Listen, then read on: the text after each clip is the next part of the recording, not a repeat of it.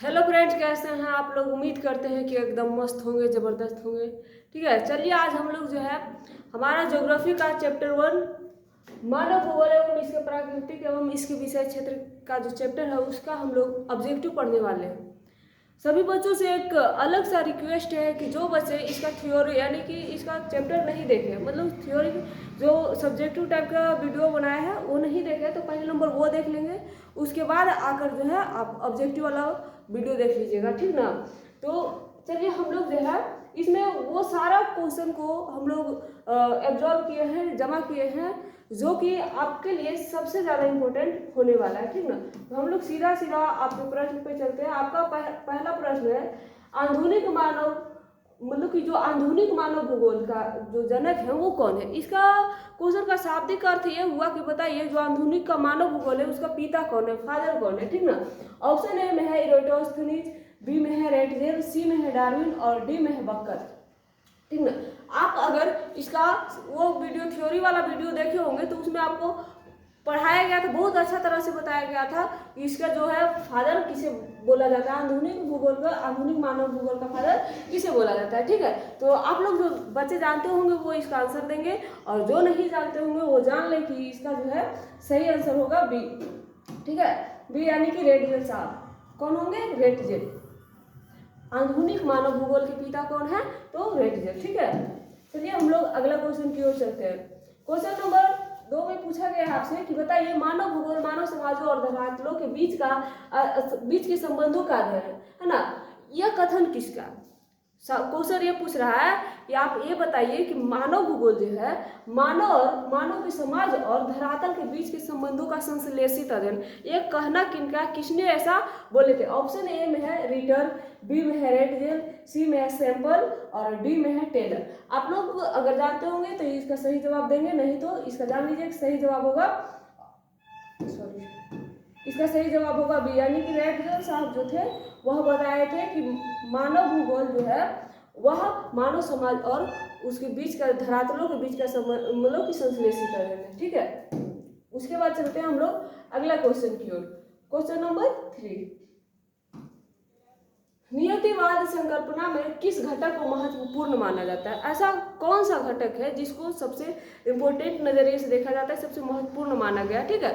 तो आइए हम लोग ऑप्शन को देखते हैं। पहला प्राकृतिक घटक, बी में है मानवीय घटक और सी में है ए और बी दोनों और डी में है इनमें से कोई नहीं। देखिए ऐसा क्वेश्चन में क्या होता है कि जो बच्चा पढ़ता है उसको तो लगता है प्राकृतिक घटक मानवीय घटक, तो क्या जब जानता है कि प्राकृतिक घटक होगा तो क्या तो पहले नंबर देख लिया प्राकृतिक घटक, ऑप्शन ए मारकर निकल जाता है। ऐसा नहीं कर रहा है, ठीक ना। पहले नंबर पूरा ऑप्शन हम देख लेंगे उसको बढ़िया तरह से, उसके बाद देखेंगे कि नहीं इसके और समतुल्य में कोई और ऑप्शन नहीं है, तब हम ए को टिक करेंगे, ठीक ना। तो जो नियतिवाद संकल्पना में का जो घटक में सबसे महत्वपूर्ण माना गया है वो है हमारा प्राकृतिक घटक। प्राकृतिक घटक को जो है सबसे महत्वपूर्ण यानी कि सबसे इंपॉर्टेंट नजरिए से देखा जाता है, ठीक है। उसके बाद क्वेश्चन नंबर 4 में पूछा गया कि बताइए संभाववाद की अवधारणा में किस घटक को, देखिए क्वेश्चन ये जो है महत्वपूर्ण वाला मतलब कि पूछता है। ये क्वेश्चन को आप लोग दिमाग में बैठा लीजिएगा कि ये क्वेश्चन ऐसा रहेगा। तो संभाववाद की अवधारणा में सबसे इंपॉर्टेंट घटक क्या? प्राकृतिक घटक, मानवीय घटक, दैवीय घटक, इनमें से कोई नहीं। आप लोग जो जानते होंगे इसका सही जवाब जरूर देंगे। तो इसका जो है संभाववाद की अवधारणा जो है उसमें मानवीय घटक को सबसे मतलब इंपॉर्टेंट माना गया है, सबसे महत्वपूर्ण घटक माना गया है, ठीक है। उसके बाद क्वेश्चन नंबर 5 में पूछा गया कि बताइए नवनिश्चयवाद में किस घटक, सब अलग अलग संभाववाद, नवनिश्चयवाद सब अलग अलग करके एक क्वेश्चन अलग अलग तरीके से बना दिए गए हैं। तो इसमें पूछा गया नवनिश्चयवाद में किस घटक को महत्वपूर्ण माना गया है।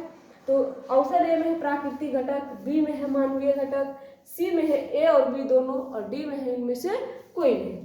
तो जो नवनिश्चयवाद है इसमें प्राकृतिक घटक को भी महत्वपूर्ण माना गया है और मानवीय घटक को भी महत्वपूर्ण माना गया, मतलब कि इसका नवनिश्चयवाद में कहता है कि हम दोनों घटक हमारे लिए क्या बराबर है, समतुल्य है, इसलिए इसका सही आंसर होगा ऑप्शन सी। यानी कि हम कह सकते हैं कि नवनिश्चयवाद में मानवीय घटक और प्राकृतिक घटक दोनों उतना ही जरूरी है, ठीक। क्वेश्चन नंबर 6 में आपसे पूछा गया है कि बताइए व्यवहारिक भूगोल, राजनैतिक भूगोल, आर्थिक भूगोल अथवा सामाजिक भूगोल में कौन सा भूगोल मतलब कौन से भूगोल के उपक्षेत्र है। ये कौन से भूगोल है, आपको जब हम पढ़ाए थे तो इसके बारे में इसके बहुत सारे उपक्षेत्र बताए थे, कौन सा भूगोल का कौन सा उपक्षेत्र है। ठीक है, भूगोल कितने प्रकार के होते हैं, है ना। तो इसी में इसे छाटकर एक प्रश्न बनाया गया कि व्यवहारिक भूगोल, राजनीतिक भूगोल, है ना, आर्थिक भूगोल, सामाजिक भूगोल कौन सा भूगोल का उपक्षेत्र है। ऑप्शन ए में है सामान्य भूगोल, बी में है विशिष्ट भूगोल, सी में है मानव भूगोल और डी में है जीव भूगोल। आप लोग भी जल्दी से इसका सही आंसर दीजिए कि क्या होने वाला है सही आंसर। देखिए जो व्यवहारिक भूगोल है सब जितने भी इसमें दिया गया राजनीतिक, आर्थिक, सामाजिक, ये सब सारा के सारा जो है यह मानव भूगोल के अंतर्गत आता है। अब देखिए ये आपको लग रहा होगा कि ये क्वेश्चन है, लेकिन इसमें 2-3 क्वेश्चन छुपे हुए। अब कैसे, जो बताते हैं। यही इतना दूर लेगा, बोलेगा बताइए व्यवहारिक भूगोल किस भूगोल के उपक्षेत्र है, वहाँ ऑप्शन यही सारा देगा, उनमें से एक चूज करना है, मतलब चुनना है, तो मानव भूगोल मार दिए। फिर इसको ना लेकर सिर्फ इसको ले लेगा और बोलेगा बताइए राजनीतिक भूगोल किसका उपक्षेत्र है, वहाँ पर भी मानव भूगोल ही आंसर होगा। फिर पूछेगा आर्थिक भूगोल किसका उपक्षेत्र है, तो वहाँ पर भी मानव भूगोल आंसर होगा। पूछेगा सामाजिक भूगोल किसका उपक्षेत्र है, वहाँ पर भी आपका मानव भूगोल ही आंसर होगा। इसलिए देखिए आप ये क्वेश्चन बढ़िया से याद कीजिएगा, यहाँ पर 4 क्वेश्चन जो है आपको एक बार में याद होने वाला है, ठीक ना। तो इसलिए ऐसे क्वेश्चन को एकदम रट्टा मार जाइएगा, एकदम रामबाण क्वेश्चन है, नहीं याद कीजिएगा तो फिर ये क्वेश्चन नहीं याद कीजिएगा तो आपका 4 क्वेश्चन छूटने वाला है, ठीक ना। चलिए इसके बाद हमारा अगला प्रश्न है क्वेश्चन नंबर 7। पूछा गया व्यवहारवादी भूगोल, अवकाश भूगोल, संस्कृति भूगोल, ऐतिहासिक भूगोल, चिकित्सा भूगोल, मानव भूगोल के किस उपक्षेत्र के मतलब कि किस क्षेत्र के उपक्षेत्र है। कौन से क्षेत्र के उपक्षेत्र है। ऑप्शन ए में है सामाजिक भूगोल, बी में है नगरीय भूगोल, सी में है राजनीतिक भूगोल, डी में है जनसंख्या भूगोल। आप लोग देखिए और बताइए। देखिए इसमें जो है इसमें भी उसी क्वेश्चन के जैसा आपको जो है 3-4 क्वेश्चन छिपे हुए हैं। तो जो व्यवहारवादी भूगोल हो गया, अवकाश भूगोल, सांस्कृतिक भूगोल, ये सब जितने सारे भूगोल हैं वो सब सामाजिक भूगोल के अंतर्गत आते हैं। तो सेम उसी की तरह इसमें भी 3-4 प्रश्न बनने वाले हैं। तो इसको अलग से मतलब बढ़िया से पूरा क्वेश्चन सहित याद कर लीजिएगा। ऐसे प्रश्न को क्वेश्चन सहित याद करने में ही फायदा है, क्योंकि इसके क्वेश्चन में भी आंसर और आंसर में भी क्वेश्चन छुपे हुए रहते हैं, ठीक ना। तो याद कर लीजिएगा इसको बढ़िया से कि व्यवहारवादी भूगोल कौन सा भूगोल का उपक्षेत्र है, तो सामाजिक का, अवकाश भूगोल सामाजिक भूगोल का, सांस्कृतिक भूगोल सामाजिक भूगोल का, इस प्रकार से, ठीक है। उसके बाद क्वेश्चन नंबर 8 में आपसे पूछा गया बताइए निर्वाचन भूगोल और सैन्य भूगोल मानव भूगोल के किस उपक्षेत्र के अंतर्गत आते हैं। निर्वाचन भूगोल, सैन्य भूगोल और निर्वाचन भूगोल और सैन्य भूगोल मानव भूगोल के किस क्षेत्र के अंतर्गत आते हैं। ऑप्शन में है ऑप्शन ए सामाजिक भूगोल, बी में है नगरीय भूगोल, सी में है राजनीतिक भूगोल और डी में है जनसंख्या भूगोल। आप लोग भी इसका सही जवाब दीजिए। इसका सही आंसर होने वाला है ऑप्शन सी यानी राजनीतिक भूगोल। यानी निर्वाचन भूगोल और सैन्य भूगोल जो है वो राजनीतिक भूगोल का ही एक उपक्षेत्र है, ठीक है। उसके बाद क्वेश्चन नंबर 9। इसमें भी देखिए हम बार बार कहते हैं ये 3-4 क्वेश्चन जो आपको लगातार हम लोग ऐड किए हैं ना, ये 3-4 वो क्वेश्चन ही आंसर है, आंसर ही क्वेश्चन है। मतलब याद कीजिएगा तो ये क्वेश्चन में आपको 3-4 प्रश्न बनने वाला है, ठीक है। 9 है संसाधन भूगोल, कृषि भूगोल, विपणन भूगोल, पर्यटन भूगोल, मानव भूगोल के किस भूगोल मतलब कि किसके उपक्षेत्र के अंतर्गत आते हैं, ठीक है। ऑप्शन ए में है सामाजिक भूगोल, बी में है नगरीय भूगोल, सी में है राजनीतिक भूगोल और डी में है आर्थिक भूगोल। तो चलिए आप लोग भी इसका सही जवाब दीजिए कि देखिए संसाधन भूगोल आप लोग ऑप्शन पहले नंबर इसको ना कौन कौन से क्षेत्र है उसको देखिए। संसाधन में हम लोग मतलब कि संसाधन रहता है तो वहाँ से भी हम लोगों को इनकम होता है। फिर कृषि से भी इनकम, विपणन पर्यटन भी रहता है तो वहाँ से भी इनकम होता है। तो आप क्वेश्चन देकर अनुमान लगा सकते हैं कि ऐसा भूगोल कौन सा भूगोल के अंतर्गत आ सकता है। तो इसका सही जवाब होगा आर्थिक भूगोल। यानी कि यहाँ से हमें आर्थिक मतलब कि धन जो है अर्जित होता है, ठीक ना। अगला क्वेश्चन नंबर 10। यहाँ आपसे पूछा गया है कि बताइए निम्नलिखित में से कौन सा एक मानव भूगोल से संबंधित नहीं है। कौन सा ऐसा क्षेत्र है जो मानव भूगोल से संबंधित नहीं है, ठीक है। ऑप्शन ए में क्षेत्रीय विविधता, बी में है मात्रात्मक क्रांति, सी में है स्थानिक संगठन और डी में है अनुवंशन एवं वर्णन। इसमें आप थोड़ा गौर करके देखिएगा तो आपको एकदम साफ झलकेगा कि कौन सा ऐसा जो है मानव भूगोल से संबंधित नहीं है। तो इसका जो है ना मात्रात्मक क्रांति से कोई लेना देना नहीं है बाबू मानव भूगोल का, ये एकदम फालतू चीज़ है। लेकिन स्थानिक संगठन होना, अन्वेषण होना, क्षेत्रीय विविधता होना, ये सब मानव भूगोल के अंतर्गत आता है। ठीक, उसके बाद है क्वेश्चन नंबर 11। क्वेश्चन नंबर 11 में आपसे पूछा गया है कि बताइए एंथ्रोपोजियोग्राफी नामक पुस्तक किसने लिखी है ना। जो एंथ्रोपोजियोग्राफी नामक पुस्तक है, इसके राइटर कौन है, लेखक कौन है, इसके बारे में आपको जो है वो बताना है। ऑप्शन में ए में है रेटजेल, बी में सैंपल, डी में ब्लास और सी में ब्लास और डी में डार्विन। तो इसका सही आंसर होने वाला है रेटजेल साहब, यानी कि एंथ्रोपोजियोग्राफी जो पुस्तक है उसका राइटर यानी कि ये जो पुस्तक लिखने वाले कौन है वो रेटजेल साहब है। ये बहुत इंपॉर्टेंट है ना, इसको हम VVI कह सकते हैं। इसको आप एकदम रामबाण की तरह याद कर लीजिएगा, एकदम रट्टा मार लीजिएगा, जैसे भी याद हो इसको याद कर लीजिएगा। ठीक है, उसके बाद क्वेश्चन नंबर 12। क्वेश्चन नंबर 12 में पूछा नवनिश्चयवाद के प्रवर्तक कौन थे, प्रवर्तक कौन थे। इसमें कौन है जो नवनिश्चयवाद का सिद्धांत को दिए बताया। प्रवर्तक का मतलब होता है कि जो उन्हें बताया है इसके बारे में हमें सूचित किया। ऑप्शन ए में ग्रिफिथ टेलर, बी में है स्टिगन और सी में है रेटजेल, डी में है सैंपल।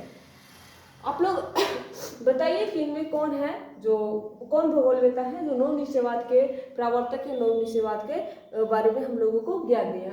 तो ऑप्शन ए में आपको नजर आ रहा होगा ग्रिफिथ टेलर, यानी कि यही हम लोगों को बताया कि नवनिश्चयवाद क्या होता है, कैसे होता है। ठीक है, इसलिए जो है ग्रिफिथ टेलर को नवनिश्चयवाद के प्रवर्तक माना गया है। ठीक, उसके बाद है क्वेश्चन नंबर 13।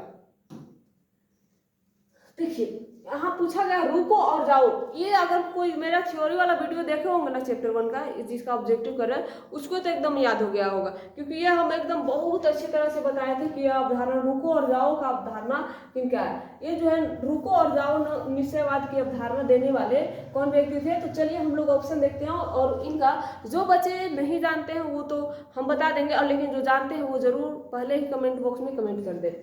ऑप्शन ए में है ग्रिफिथ टेलर, बी में है हस्टिगर्टन और सी में है रेटजेल, डी में है सैंपल। चलिए आप लोग जल्दी से इसका आंसर दीजिए। तो रुको और जाओ का अवधारणा देने वाले ग्रिफिथ टेलर साहब थे। यह जो है रुको और जाओ निश्चयवाद जो होता है उसका अवधारणा दिए थे। ठीक है, उसके बाद अगला क्वेश्चन एकदम सिंपल एंड इम्पोर्टेंट क्वेश्चन है, सबसे आसान और सबसे इम्पोर्टेंट। जितना आसान है उतना ही इम्पोर्टेंट है। भूगोल का जनक किसे माना गया है, मतलब कि किसे माना जाता है। ये अरे ऐसे कहीं टाइप मिस्टेक नहीं हुआ, चलो मतलब देश का नाम बोला गया कि कौन सा ऐसा देश है जहाँ के व्यक्ति जो है भूगोल स्टार्ट किए थे, मतलब कहने का एक हुआ। ऑप्शन ए में है यूनान, बी में है एशिया, सी में है अफ्रीका और डी में है इनमें से कोई नहीं। चलिए इसका जल्दी जल्दी से आप लोग आंसर दीजिए। तो इसका सही आंसर जो है भूगोल शब्द जो देने वाले शब्द मतलब व्यक्ति थे वो यूनान के रहने वाले थे, इसलिए यूनान को जो है भूगोल का जनक माना जाता है। क्वेश्चन नंबर 15 में आपसे पूछा गया कि बताइए एंथ्रोपोजियोग्राफी जनरालिस के लेखक कौन है। अभी जो हम देखिए यहाँ पर मिस्टेक हो गया बाबू, जियोग्राफिया जनरालिस का पूछा गया है कि कौन सा है जो इसका लेखक है। हमें एंथ्रोपोजियोग्राफी पढ़ दिए थे, ठीक ना, तो मिस्टेक गलती वहाँ होती रहती है। तो यहाँ जियोग्राफिया जनरालिस का लेखक कौन है, चलिए हम लोग जानते हैं। ऑप्शन ए में है रेटजेल, बी में है टेलर, सी में है वारेनियस और डी में है चार्ल्स डार्विन। चलिए जल्दी से आप लोग जो है इसका आंसर दीजिए, और हम देखते हैं कि आप लोग कितना हमारा सब्जेक्टिव वाला वीडियो यानी थ्योरी पढ़कर आए हैं जो कि सही आंसर दे रहे हैं। तो बताइए इसका सही आंसर क्या होगा आप लोग के लिए। तो एक क्वेश्चन जो है समझिए कि एक प्रकार से टेस्ट की जैसा है। तो इसका सही आंसर होने वाला है वारेनियस, यानी वारेनियस साहब जो है वो जियोग्राफी जर्नलिस के लेखक है, वही जो है इसको लिखे थे। ठीक है, उसके बाद क्वेश्चन नंबर 16 में आपसे पूछा गया है कि बताइए निम्नलिखित में कौन विद्वान मानव भूगोल से संबंधित नहीं है। देखिए ये नहीं है और है वाला पे थोड़ा सा विशेष ध्यान दीजिएगा, क्योंकि ऐसा क्वेश्चन में बच्चे जानते भर में, देखिए नहीं जानते भर में तो गलती हो या सही हो वो अलग बात होता है, लेकिन जो यहाँ पर क्वेश्चन नहीं वाला रहता है ना उसमें बच्चे लोग जानते भर में गलती कर देते हैं, तो ये बहुत बड़ा अफसोस होता है इस टाइम, ठीक ना। तो ऑप्शन ए में पूछा गया, मतलब सॉरी क्वेश्चन में पूछा गया कि विद्वान जो मानव भूगोल से संबंधित नहीं है। ऑप्शन ए में है सैंपल, बी में है रेटियल, सी में है रसेल और डी में है हंस्टिगटन। आप लोग भी जल्दी जल्दी इसका सही जवाब दीजिए, क्या सही जवाब होने वाला है। देखिए सैंपल तो भूगोल के परिभाषा दी है, रेटियल भी साहब ये भी बुक वगैरह लिखे हैं, हंस्टिगटन भी होंगे, मतलब कि जो है मानव भूगोल से संबंधित हैं, लेकिन यहाँ एक विद्वान का नाम दिखा हमको वो रसेल, उनका कोई लेना देना जो है मानव भूगोल से नहीं है। इस प्रकार से हमारा जो है क्वेश्चन नंबर 16 का सही आंसर क्या हो जाएगा, ऑप्शन सी, यानी कि हम बोल सकते हैं कि रसेल साहब जो है उनका कोई लेना देना कोई मतलब नहीं है मानव भूगोल से, ठीक है। उसके बाद क्वेश्चन नंबर 17 बोला गया किसने कहा प्राकृतिक का दास, सॉरी किसने कहा मानव प्राकृतिक का दास। देखिए कितना अच्छा पूछा गया, मानव जो है वो प्राकृतिक का दास है, यानी कि मानव जैसा चाहती है प्राकृतिक वैसा, सॉरी मानव प्राकृतिक का दास यानी प्राकृतिक जैसा चाहती है मानव ऐसा करती है। आप लोग को निश्चयवाद, नव निश्चयवाद, संभववाद पढ़ाए हैं, तो उसमें बहुत अच्छा से डिफिनेशन हम बताए थे कि किसमें जो है प्राकृतिक के अनुसार मानव चलता है और मानव के अनुसार प्रकृति को चलना पड़ता है, ठीक है। तो यहाँ पर वही बात पूछा गया, कोई एक विद्वान है जो कि यह बताए थे कि जो मानव है ना वो प्राकृतिक का दास, यानी कि प्रकृति के अनुसार उसे चलना पड़ता है, ठीक है। जैसे प्राकृतिक चाहेगी वैसे मानव को, दास का मतलब क्या हुआ, जैसे हम किसी का दास हैं, किसी का नौकर हैं, तो हम मालिक के अनुसार चलेंगे, अगला जैसे कहेगा वैसे हमको करना पड़ेगा, नहीं करेंगे तो काम से निकाल देगा, है ना। तो उसी प्रकार से यहाँ पर पूछा मतलब क्वेश्चन बनाया गया कि जो प्राकृतिक है, जो मानव है, हम लोग यानी मानव का मतलब हम लोग, वो किसका प्राकृतिक का दास है, प्राकृतिक का नौकर है, प्राकृतिक जैसा चाहेगी वैसा हमको बनना पड़ेगा, ठीक है।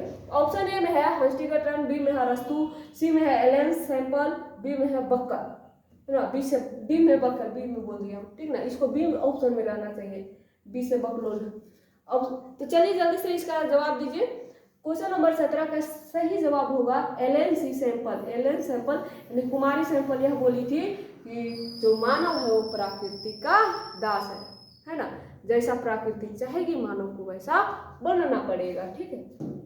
चलिए उसके बाद अगला क्वेश्चन, क्वेश्चन नंबर 18 में बोला गया, बताइए मानव भूगोल क्रियाशील मानव और अस्थायी पृथ्वी के परिवर्तनशील संबंधों का अध्ययन। मानव भूगोल है ना, क्रियाशील मानव और अस्थायी पृथ्वी के जो है मध्य यानी पृथ्वी के परिवर्तनशील संबंधों का अध्ययन।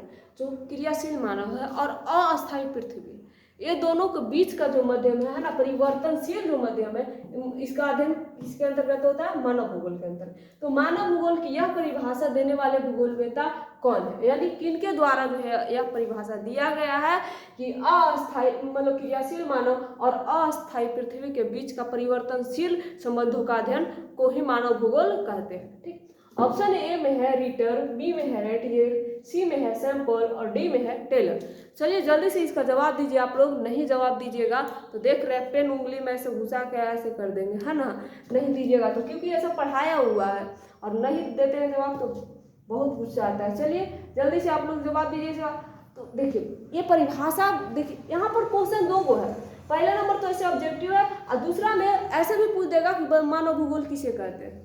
सिंपल क्वेश्चन, मानव भूगोल किसे कहते हैं। तो यदि जो आप इसको क्वेश्चन आंसर दोनों याद कर लेते हैं तो यहाँ पर आसान होगा। तो कुमारी सैंपल जो थी यानी एलेन सैंपल, वह बताई थी कि मानव जो है मतलब मानव भूगोल जो है क्रियाशील मानव और अस्थायी पृथ्वी का परिवर्तनशील संबंधों का अध्ययन है, ठीक है। तो उम्मीद करते हैं आपको यह क्वेश्चन अच्छा लगा होगा, मतलब कि समझ में आया होगा।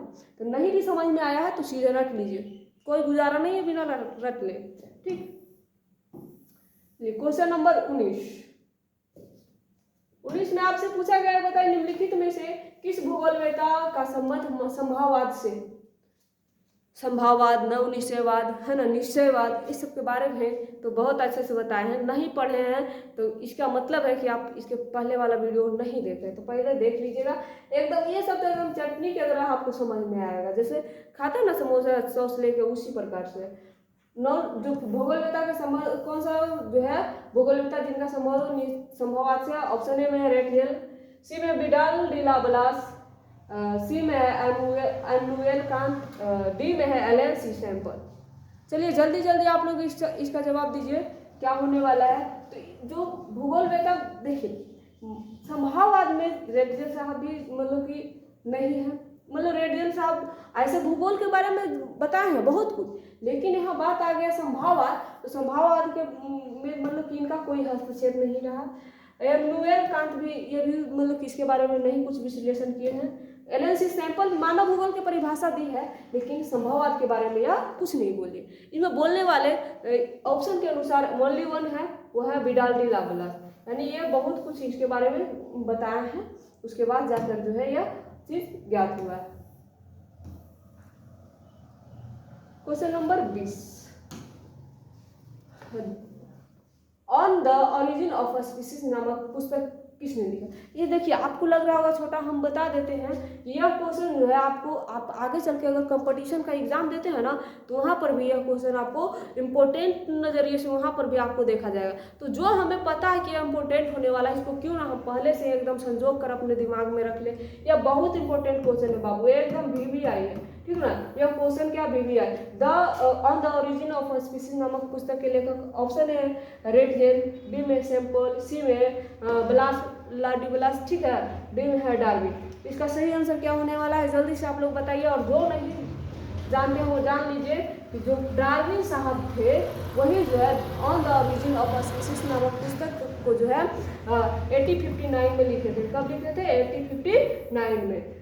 कौन पुस्तक? The on the origin of species. पुस्तक का भी नाम याद कर लीजिएगा। जो बात इंपॉर्टेंट रहता है, जो क्वेश्चन इंपॉर्टेंट रहता है, उसको हम 1 से 2 बार दोहराते हैं। तो आप लोग ये बात भी ध्यान दीजिएगा कि कौन सा क्वेश्चन को हम बार बार रिपीट कर रहे हैं, ठीक। उसके बाद अगला क्वेश्चन है क्वेश्चन नंबर 21। इसमें आपसे पूछा गया है कि बताइए 1990 के दशक में भूगोल के किस उपगम के लिए जाना जाता है, दशक में भूगोल के किस उपागम के लिए जाना जाता है। ऑप्शन ए में है उत्तराधुनिकतावाद, अन्वेषणवाद, सी में आधुनिकतावाद, 2 बार दे दिया, नहीं, उत्तराधुनिकतावाद और ये आधुनिकतावाद, और डी में है संभववाद। चलिए जल्दी से आप इसका आंसर दीजिए कि जो 1990 का दशक था, उसमें भूगोल का कौन सा उपागम को जो है लोग जानते थे, कौन सा जाना जाता था, ठीक है। जल्दी से इसका जवाब दीजिए आप लोग। और इसका सही जवाब होगा आधुनिकतावाद, ठीक है। कौन सा होगा? आधुनिकतावाद। हमारा बिल्कुल करेक्ट ऑप्शन मतलब कि आंसर है कौन सा? आधुनिकतावाद, ठीक है। उसके बाद अगला क्वेश्चन नंबर 22। इसमें पूछा गया है कि मानव प्रकृति का दास। देखिए मानव प्रकृति का दास है, ये क्वेश्चन हम फिर से बोले, याद आया, वो जो दोहरा रहे थे हम बार बार। मानव प्रकृति का दास है, यह विचारधारा निम्नलिखित में से किसके अंतर्गत आती है?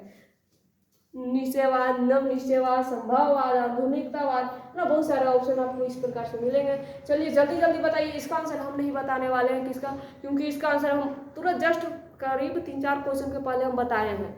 तो जो हमारा वीडियो को बढ़िया से देख रहे होंगे उनको तो एकदम ऐसी उसी टाइम याद हो गया होगा, और जैसे ये क्वेश्चन पढ़े होंगे तो वो समझ गए होंगे कि इसका आंसर क्या होने वाला है। चलिए जल्दी जल्दी बताइए कि इसका सही आंसर क्या होगा। तो जो मानव प्राकृतिक का दास है, प्राकृतिक जैसा चाहती है उसके अनुसार मानव ढलता है, तो यह जो है निश्चयवाद का जो है बाबू अवधारणा है। निश्चयवाद के अंतर्गत जो है मानव को प्राकृतिक का दास बनना पड़ता है। प्राकृतिक के अनुसार जो है उसके अनुसार उसको जो है प्राकृतिक में इन्वॉल्व होना रहता है, ठीक है।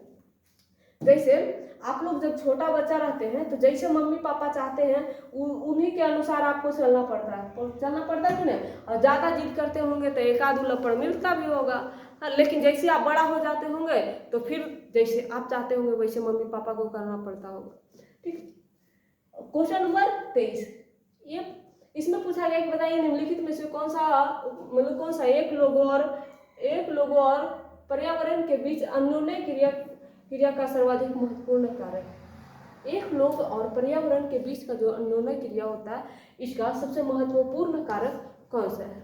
चलिए, ऑप्शन ए में है मानव बुद्धिमत्ता, बी में है प्रौद्योगिकी, सी में है लोगों का अनुभव, डी में है मानवीय भाईचारा। लोगों और प्रकृति के बीच अन्योन्य क्रिया जो है वो यह जो है सर्वाधिक महत्वपूर्ण इसके लिए प्रौद्योगिकी होगा। ठीक है, इसलिए ऑप्शन बी को एकदम दिमाग में बैठा लीजिएगा कि प्रौद्योगिकी जो है एक लोग और पर्यावरण जो है इसका अन्योन्य क्रिया का सर्वाधिक महत्वपूर्ण कारक माना गया है। उसके बाद क्वेश्चन नंबर 24, इसमें पूछा गया कि मानव भूगोल का विभाजन, क्षेत्रीय विभेदन किस दशक में हुआ था? डेट पूछा गया आपसे कि बताइए कौन सा ऐसा दशक है ना, जहाँ जिस दशक में जो मानव भूगोल है इसका विभाजन और इसका क्षेत्रीय विभेदन हुआ, मतलब क्षेत्रीय रूप में बंटवारा हुआ, ये कौन सा भूगोल के अंतर्गत आएगा और कौन सा भूगोल के अंतर्गत क्या नहीं आएगा। ठीक है, ऑप्शन ए में है 1910 के दशक में, बी में है 1930 के दशक में, सी में है 1950 के दशक में और डी में है 1970 के दशक में। चलिए जल्दी से आप लोग इसका जल्दी जल्दी जवाब दीजिए और आइए इनाम आप लोग को, इनाम तो हम देंगे नहीं, खाली बोल देंगे। ठीक है, उम्मीद न लगाइएगा कि अगर हम बोल देते हैं कि क्वेश्चन का आंसर दीजिए और इनाम पाइए, हम ना देने वाले हैं। ठीक है, इसका सही जवाब होगा 1930 के दशक में। क्या? 1930 के दशक में जो मानव भूगोल का विभेदन है यानी क्षेत्रीय विविधता हुआ है वो कब हुआ है, किस दशक में हुआ है? तो 1930 के दशक में। ठीक है, उसके बाद अगला हमारा सबसे इम्पोर्टेंट एंड लास्ट क्वेश्चन है। इनमें पूछा गया कि बताइए निम्नलिखित में से जो मानव भूगोल का अंग नहीं है वह, एकदम निचोड़ा हुआ क्वेश्चन है, एक प्रकार से समझिए ना कि एकदम क्वेश्चन मार्क को धर के निचोड़ कर पूछा है कि कौन सा, मतलब कि मानव भूगोल पूरा पढ़िएगा पूरा एकदम सही से, तब पता चलेगा कि कौन है कौन नहीं है। ऐसा क्वेश्चन को थोड़ा सा सावधानी पूर्वक आंसर देना होता है। कौन सा नहीं है? ऑप्शन ए में जनसंख्या भूगोल, बी में है मानव भूगोल, कृषि भूगोल, सी में है जलवायु विज्ञान और डी में है नगरीय भूगोल। तो चलिए ये क्वेश्चन आप लोग पे छोड़ दे, आंसर दे दीजिएगा। हाँ बताइए आप लोग इसका आंसर अगर दे दीजिएगा तो हम छोड़ देते हैं, आप लोग कमेंट बॉक्स में लिख दीजिएगा। लेकिन आप लोग पर हमें विश्वास नहीं है कि दीजिएगा, इसलिए बता देते हैं इसका सही आंसर होने वाला है ऑप्शन सी, यानी कि जो जलवायु विज्ञान है उसका मानव भूगोल का ये अंग नहीं है, लेकिन बाकी जनसंख्या भूगोल, कृषि भूगोल, नगरीय भूगोल ये सब जो है मानव भूगोल का एक अंग है, यानी मानव भूगोल के अंतर्गत आता है। ठीक है, तो चलिए आज का क्लास आपका यहीं तक समाप्त होता है। मिलते हैं आपसे अगले चैप्टर के अगले नए वीडियो में नए उम्मीद के साथ। ठीक है।